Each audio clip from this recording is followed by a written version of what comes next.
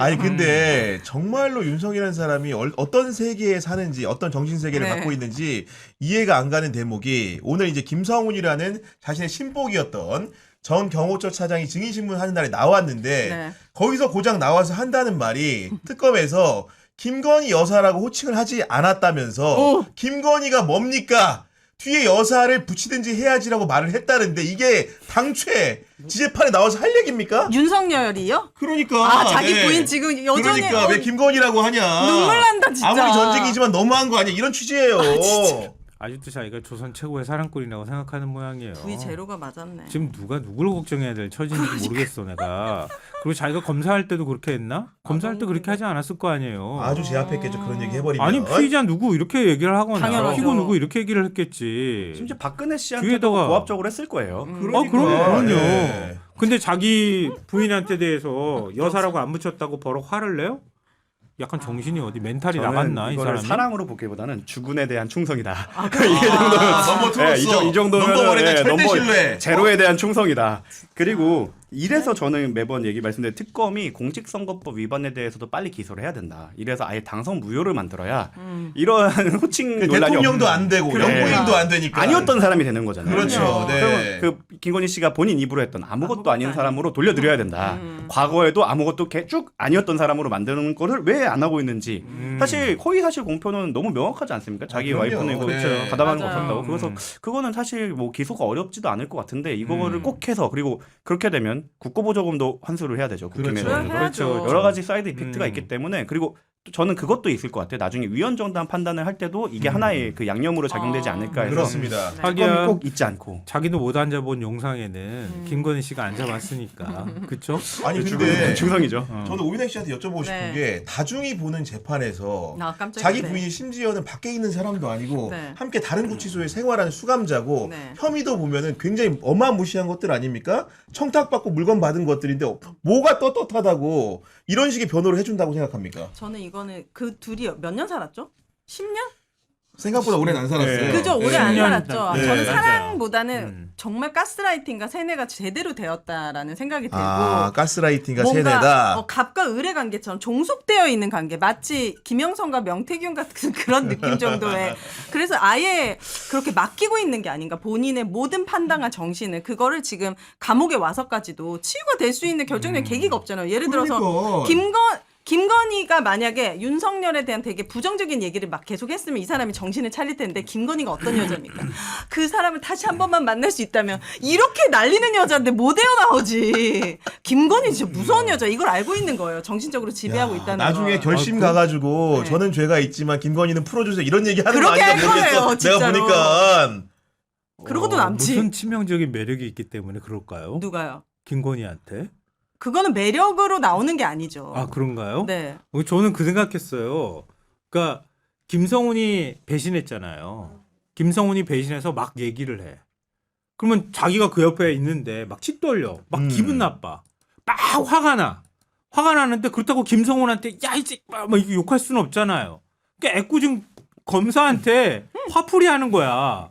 괜히 트집 잡는 거지. 여사도 안 부리 뭐 하는 겁니까? 이렇게 얘기를 하려고 그렇게 하다가 나온 것 같아요. 사실은 뭐 여기 무슨 사랑꾼이고 뭐 자식이고 그런 거 하나도 없는 것 사실 같아요. 내가 여기에 볼 때. 받아쳐주는 건 네 알겠습니다 윤석열 씨 이렇게 받아쳐줬어야 되는데 윤 씨. 예, 윤 씨 알겠습니다 피고인 윤 씨 예, 알겠습니다 네. 이렇게 했으면 참 깔끔하게 해결이 됐을 텐데 네. 좀 아쉽다. 야, 저는 엉뚱한데도 화풀이하지 마라. 진짜 되게 개인적으로 윤석열 씨가 약간의 애정 결핍이 있을 것 같다는 생각이 들거든요. 아. 자라온 환경에서 매도 많이 맞았고 엄마의 사랑을 듬뿍 받지 아. 못했던 것 같고 여성에 대한 좋은 기억은 유일하게 김건희밖에 없지 않을까요? 자기한테 이렇게 많은 관심과 사랑을 준. 그렇기 때문에 그 결핍과 합쳐져서 김건희에 대한 충성이 더 폭발했을 거다라는 생각을 근데 전 해봅니다. 제가 생각할 때는 고등학교 이후로 제일 건전한 생활을 지금 하고 있을 거라고 봐요. 네. 고등학교 이후로 네. 지금 60 고등학교 대죠? 때도 멀쩡하게 60대. 살진 않았을 네. 것 같고 제일 건전한 삶을 지금 살고 네. 매일 성경 들여다보고 있는데 읽고 있는데 뭐 그런 뭐 불순한 생각을 하겠어요. 좀 여기서 굉장히 약간 순수해졌을 것 같아요. 개그를 좀 한 스푼 넣자면 저는 네. 출석하는 이유가 꼭 전략적 판단이 아닐 수도 있다. 교도소 식단이 좀 저염이거든요. 아, 그래서 저번에 들어온 바로는 뭐 건빵과 라면을 먹었다는데 그 저염 식단을 하다가 그 라면 국물을 먹었을 때 그 쾌감은 잊을 수가 없습니다. 배고파서. 네, 매우 큰 영향이 있을 거다. 정진석 실장이나 추경호 의원 이런 사람들 면회했을 때 나 건강해졌다고 술 안 먹어가지고 그게 자랑했다잖아요. 평생 살면 돼요 거기서. 네. 근데 이제 백년으로 하시기를. 이미 이제 언론 보도를 통해 일부 나왔지만 김건희와 쉽게 얘기해서 호위무사라고 불리는 김성훈이 주고받은 네. 문자 메시지도 법정에서 공개가 되는데 이런 양상입니다. 예를 들면 김건희가 김성훈한테 이렇게 물어보는 거면 텔레그램을 통해서 관저 압수수색은 당장 안 되는 거죠. 대비실, 이건 대통령 비서실 얘기하는 네. 겁니다. 대비실은 압색하려는데 경호처에서 맡고 있다는데 아주 심각한 상황은 아니죠. 물어봅니다. 김성훈은 법률에 근거하여 저희가 차단하고 있습니다. 압수수색한 일은 없을 겁니다. 이런 식으로 대답을 하니까 김건희가 차장님 너무 감사드립니다 하니까 김성훈이 영부인님 아무 걱정하지 마시고 편하게 계십시오 하니까 냅하니까 저희가 끝까지 지켜내고 막아내겠습니다. 놀고 있다 진짜. 진짜 이게 무슨 대하들 드라마 무슨, 찍었어 네. 드라마 보니까 아, 그리고 얘네들이 김건희 자기가 뭔데 관저 압수수색이 당장 안 되는 거죠? 막 이런 거 질문을 막 그냥 한다고요, 그렇죠. 문자로? 그러니까 이게 그러니까. 말이 안 되는 거예요. 그 우와. 양태가. 아, 텔레그램으로 다. 그러니까 더 위법성이 있는 거죠. 사실 이걸 숨길 생각이 있으니까 텔레그램으로 했겠죠. 그러니까 그런 상황인 건데 정말로 저는 도무지 지금 이렇게 대화를 나누면서도 윤석열과 김건희의 상황 인식이 과연 객관적인지를 여쭙고 싶어요. 왜냐면은 윤석열이 정말 천지분간을 한다고 하면은 오늘 나와가지고 이런 얘기를 하면 안 되는 거 아닙니까? 김건희에 대한 여론이 얼마나 안 좋은지를 변호를 간 변호인들이 접견 가서 얘기해 준다거나 심지어 장동혁도 갔으니까 장동혁 대표라도 많이 얘기를 일부라도 해줬다고 한다면은 안 해줬겠죠. 김건희를 이런 식으로 얘기할 수 있냐 말입니다 도대체. 꼭 그걸 알려드려야 될까요? 그러니까 그걸 미쳤어요. 그리고- 그 면전에다도 그 얘기를 왜 해요? 윤석열이라는 사람은 자기 감정 통제가 안 되는 사람이에요. 그 재임 중에도 그랬잖아요. 그냥 화나면 막 미친 듯이 사람 막 거의 때려 죽일 듯이 얘기했던 사람이잖아요. 맞아요. 그러니까 잠깐 자기 이성을 잃은 거야. 제가 볼 때는. 그러니까 얘기 재판 돌아가는 거 보니까 막 승질이 나서 미쳐버리겠는 거야. 이런 얘기 나오는 거를. 또 엉뚱한 데다 화풀이 했다고 봐야 되고요. 김건희 씨는 확실한 충격을 받은 것 같아요.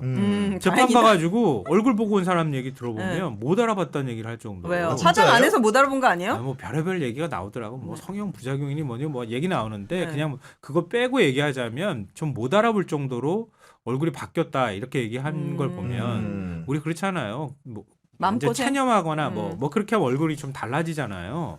그러니까 김건희 씨는 거의 이제 맨 처음에는 상황을 받아들이지 못하다가 이제 체념하는 단계로 넘어간 것이 아닌가. 네. 나와서 이제 빳빳하게 태도도 막 예전에는 변호사가 제대로 변론 못하면 막 이렇게 하고 그랬다잖아요. 제가 봤습니다. 그러니까 이것도 요즘 뭐 안 한다. 안 하고. 예, 근데 완전히 윤석열은 이렇게 프리즈가 있대요. 얼굴이 너무 좋아졌던데? 네? 그동안 봤던 것 중에 그쵸. 제일 멀끔하고 건강해. 제일 되게 좋아졌던데. 윤석열. 네. 잘 그러니까- 맞나 봐요, 감옥 생활이. 그러니까 만약에 그 아까 김건희한테 뭐랄까 그 김건희한테 예속됐다 그래야 되나요? 네. 뭐 그렇게 됐다고 하면은 계속 술 먹은 정신에 제정신이 아닌 상태에서 네. 계속 김건희를 우러러서 이렇게 살다가 이제 드디어 독립된 인격체가 돼가는 과정인 거죠. 네. 저는 윤석열이라는 그래서 사람이. 지금 독방에 간 게 그 여러 가지 효과가 있다. 생각보다 되게 심심합니다. 독방이 아니, 옆에서 그럴 그 말을 할 사람이 없는 게, 그러니까 윤석열 씨 같은 경우에 변호인 접견으로 둘렀다고 하는데 뭐 김건희 씨도 그렇겠지만 그거 외에 일반적인 스몰 토크를 할 수 있는 게 아무것도 없다면 없기 사람은 때문에. 어느 정도 사회성에 대한 수요가 있잖아요. 그쵸. 특히 두 분 다 두 사람 다 말하는 거 엄청 좋아하는 사람들이라 어. 그게 차단된 상황은 정말 견디기 쉽지 않을 겁니다. 그래서 전 그래서 나온 것도 있다고 보고 그렇게 아, 이제 말하고 근데 싶었어. 이분들의 진짜 힘든 시기는 제가 볼 때 확정 이후에 형확정 형 이후에 확정이 되면은 보통 기약이 이제, 없는 예, 빵생활. 멀리 가요. 그러니까 그렇게 되면 구치소에 있는 게 아니라 재판이 끝났으니까 아. 교도소로 지방에 있는 교도소로 튕겨 나가거든요. 네. 거기로 가면 누가 정치인들도 찾아오기가 굉장히 멉니다.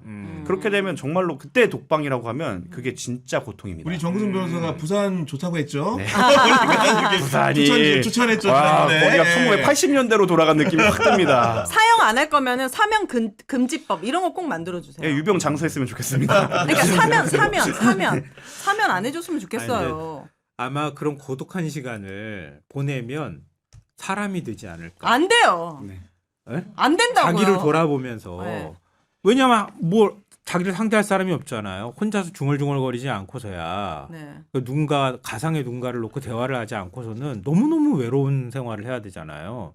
그 외로운 생활을 하면은 그 한가함과 지루함을 견딜 수가 없어요, 사람이. 네.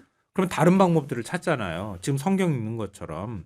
다른 방법들을 찾다 보면 자기를 돌아보게 돼 있어, 사람은. 어쩔 수 없이. 사람은 되시되 형은 다 치르셨으면 사람이 되든지 아니 말든지 근데 지은 죄가 너무 커요. 지금 김건희 관련된 게 사실 윤석열보다 더 많이 나오는 판국인 건데 최근에도 이제 국회 국감장을 보니까 김건희가 이제 자신의 의전비서관 그 자녀의 학폭 문제를 뭔가 덮는데 관여한 게 아니냐 의혹이 있는 거고 그러면서 다시 주목을 받고 있는 게 2023년 7월 20일에 당시에 교육부 차관이었던 장상윤 차관하고 이제 통화를 한 게 나왔는데 그 통화 내용에 대해서 장상윤 차관이 국회에 나와서 어떻게 밝혔냐.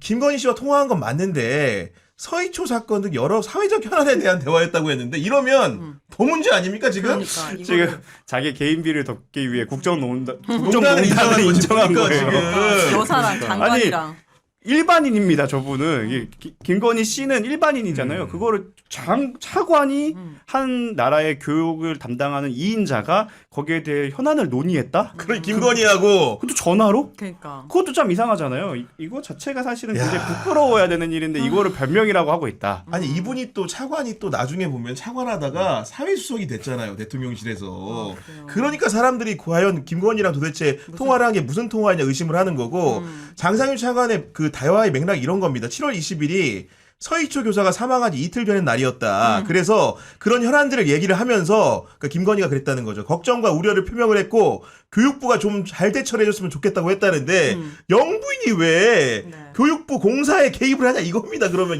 지 말대로라도. 그러니까 박근혜 대통령의 최측근인 최순실 씨잖아요. 박근혜 대통령은 남편이 없었으니까 최순실 씨가 그 역할을 대신한 거나 다름이 없는 거예요. 그러니까 이화여대에 딸 그냥 정유라 넣어주고 말도 막 사주고 막 입학 규정도 막 바꿔가지고 하고 그러잖아요. 뭐라고? 그 사람이 뭐 어떤 사람이길래 말만 하면 막 사시다면 떨도 막 떨고 그렇게 했겠어요. 그러니까 그 사람은 바로 윤석열이라는 사람 옆에 붙어 있는 사람이라는 걸 알고 있기 때문에 그러는 거잖아요. 그렇죠. 그 사람은 그냥 개인 사인이 아닌 거예요. 그러니까 달리 말하면.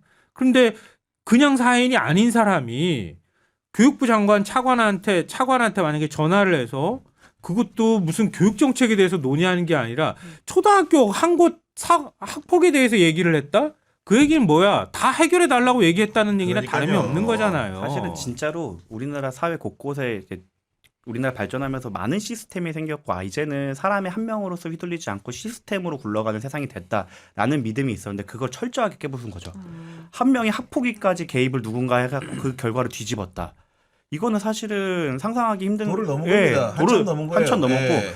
시스템 자체에 대한 공격이에요. 그러니까 컴퓨터로 치면 이건 바이러스인 거죠. 거의 디도스가 온 거와 마찬가지인데 이번 기회로 우리는 지금까지 뭔가 사법부 검찰 이런 시스템을 통해서 굴러가면 장기적으로는 건강한 결론에 도달할 것이다라는 믿음이 있었는데 이제 거기에 대한 믿음을 좀 거두고 좀 더 꼼꼼하게 누군가 인적으로 개입할 수 없는 시스템을 만드는데 좀 더 집중을 해야 되는 상황이다. 그렇지 않으면 제2의 김건희, 제3의 이렇게 윤석열 또 나올 수도 있다라고 항상 말씀을 아니, 드리고 그리고 하나 있습니다. 더 이제 그 이어서 가면은 저는 이제 김건희 특검 수사가 이제 말미에 치달고 있어요. 한 달 길어도 뭐 2달 안에 끝날 것 같은데 이런 상황에서 지금 많은 분들이 잊고 계신 것 중에 하나가 김건희가 이제 나토 순방 때 맸다는 반클리프의 나펠 목걸이. 네. 사실 특검에서 이게 사실 처음에 압수되는 과정을 좀 생각을 해봐야 되는데 이게 그 모조품을 맨 처음 먼저 찾은 거죠. 모조품이라는 게 어디서 나왔냐? 김건희의 친오빠의 장모 집에서 발견이 됐습니다. 네. 그 이후에 여러 가지 자수서 신고 등을 통해 가지고 실제로 진품을 당연히 찾았겠죠. 진품이 전달됐다는 정황을 확인했을 텐데 그 이후에 이 모조품과 관련된 수사가 굉장히 있는 둥 마는 둥 되는 느낌인데 저는 김건희가 이 수사를 대비하기 위해서 일종의 모조품 공작을 꾸몄을 가능성이 농후하다고 보고 실제로 이런 법률적인 이런 비책들을 짜준 세력이 있다고 믿기 때문에 이런 부분에 대한 수사를 끝내지 않고는 김건희 특검이 문을 닫아서는 안 된다. 이렇게 생각하거든요. 어떻게 보십니까? 너무 지당한 말씀인데 과연 김건희 특검이 그것까지 다 해낼 수 있을까? 사실 특검이라는 제도 자체가 취지가 일반적인 수사기관에서 할 수 없었던 걸 수사하라고 나온 거고 그리고 그러면 두 번째 목표는 그럼 왜 일반적인 수사기관을 하지 못했느냐까지 밝혀내야 진정한 특검인데 맞아요. 특검은 지금 기본적인 혐의에 대해서도 우리가 원하는 만큼 나아가지 못했을 뿐만 아니라 왜 그 기본적인 혐의를 왜 기존의 수사기관이 왜 밝혀내지 못했는가에는 전혀 나아가지 못하고 있어요. 그런 상황에서 사실 이거 다 위기에 의한 공직방이나 증거인멸 공범 이런 식으로 다 의뢰하고 그렇죠. 처벌할 수 있거든요. 김건희 오빠, 맞습니다. 장모 이런 사람 제대로 수사해야 되는 거 아닙니까? 특히 장모 같은 경우에는 김건희 씨와 친족 관계가 아니기 때문에 네. 이분은 친족 그 예외 규정에도 들어가지가 않아요. 근데 과연 이거를 특검이 소화할 수 있을까? 왜냐면 사실 너무 저는 이건 법령부터 그 특검 소속된 분들의 좀 옳지 않은 행동 또 비판이 가능하지만 저는 그 애초에 기획 자체가 조금 잘못된 부분이 있다고 생각하는 게 너무 많은 걸 시키면 아무것도 안 시킨 효과가 나옵니다. 근데 김건희 특검은 너무 방대해요.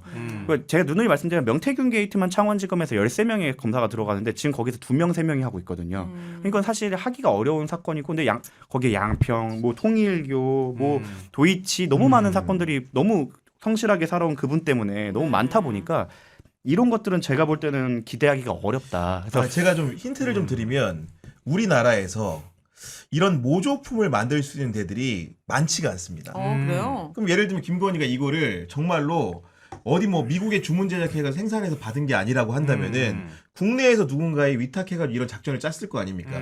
그럼 다 응당 그런 업체에 대한 수사가 제대로 돼야 되는데 제가 알고 있기로는 그런 부분에 대한 수사가 뭔가 멈춰선 느낌이 들어요. 그러니까 마치 진품을 찾고 실제로 금품이 전달되게 확인됐으니까 김건희가 자기를 방어하기 위해서 바꿔치기를 한 거는 그거는 지나가자 방어권의 이러는데 보장이다. 만약에 그런 바꿔치기한 세력이 정말로 우리가 알고 있는 어마무시한 권력을 가졌거나 재력을 가진 사람이 그런 부분에 개입했다고 한다면 이건 또 하나의 더 큰 수사가 될 수 있는 거거든요. 사실 저걸 하라고 특검이 있는 건데 사실 지금 이 특검한테 저는 그 이상을 기대하는 거는 좀 어렵다라고 판단을 하고 그래서 우리는 그러니까 그거에 대해서 기대를 저버린다고 하면 거기서 포기할 게 아니라 그 다음에 대책을 논의해야 되지 않겠습니까? 그렇다면 특검이 종료된다고 해서 이 혐의들에 대한 수사가 끝나는 거냐? 그렇지 않습니다. 특검은 특별 수사 기간 동안 특검이 하는 거고 기존의 수사 기간 또는 이제 다음에 대책이 나와야 돼요. 상설 특검은 워낙 규모가 작으니까 제가 생각했을 땐 요즘에 그 검찰과 경찰과 수사권과 기소권에 대한 뭐 여러 가지 논의가 있지 않습니까? 그래서 매번 나오는 비판 포인트가 경찰이 수사 능력이 없다 이런 식으로 검사 쪽 검찰 측에서 많이 비판을 하는데 이번 기회에 제대로 좀 해보자 경찰이. 네. 간판 걸고 간판빵 한번 해라. 간판빵 해라. 김건희가 지은 수많은 죄들 중에서 가장 처벌 수위가 강해서 무기징역이나 사형이 나오는 죄명들이 있을 거 아니에요. 그거를 증거를 제대로 해가지고 박으면 나머지 범죄들에 대해서는 어쨌든 무기징역인데 그냥 감옥 보낼 수 있는 거잖아요. 거기에 집중하면 되는 거 아닌가요? 지금 그 전략인 것 같아요. 그러니까 제일 형량이 아마 셀 거면 아마 주가 조작이 가장 클 거예요. 왜냐하면 50억 이상의 주가 조작을 하면 특경법이라고 해서 5년 이상 이거 무기까지 가중처벌이 되는 거죠. 그러니까. 내란은 안 되나요? 그러니까 내란 가담에 대해서는 사실 김건희 특검이 역할이 아니라 드러난 게 없어요. 내란 특검에서 아, 역할이고 네. 거기에 대한 고리를 사실은 저는 박성재 장관이 기각되면서 끊겼다고 생각을 해요. 원래 박성재 장관이 구속이 된다고 하면 그 다음에 다음 스텝은 대통령실이고 대통령실이 이제 수사를 받게 되면 그 다음 스텝으로서 윤석열과 언제부터 어떻게 논의를 해왔는지와 그럼 김건희는 그때 뭐 했는지 그 전에 논의에 참여하지 않았는지를 치고 올라가려면 그 핵심 게이트가 박성재였는데 어떻게 보면은 그 수원 3인방이 거기서 한번 방어선을 쳐줌으로써 어떻게 수사 범위가 좀 쪼그라든 게 된 거고. 근데 주가 조작으로 무기는 안 할 거 아니에요. 아니 50억 이상의 특경이어서 굉장히 사형과 거의 그 살인과 사형을 제외하고는 동일한 처벌 수위입니다. 형량이 매우 매우 높죠. 높습니다. 네. 근데 뭐 그렇게 바라시는 것처럼 무기가 나오기 쉽지 않을 것 같은데 우리가 막 그 시간이 흐르다 보니까 이걸 좀 그냥 지나쳐 버리는 거 아닌가 싶은데요. 왜 그러면은 윤석열이 불법 계엄을 선포하려고 했을까? 거기 배경에 김건희가 있다고밖에 해석이 안 되거든요. 그쵸, 원인은. 어제 내란 재판에서도 그 얘기 나왔단 말이에요. 그러니까 곽종근 사령관한테 언제 처음으로 그런 얘기들이 나오기 시작했냐? 그러니까 비상계엄을 선포할 거라는 얘기가 들어온 게 언제냐? 이제 작년 총선 참패 직후인 5월 달부터였다는 거예요. 그 다음부터 김용현도 얘기하고 윤석열도 얘기하고 밥 사주며 얘기하고 술 사주며 얘기하면서 비상계엄의 필요성들을 계속 얘기를 해왔다는 거예요.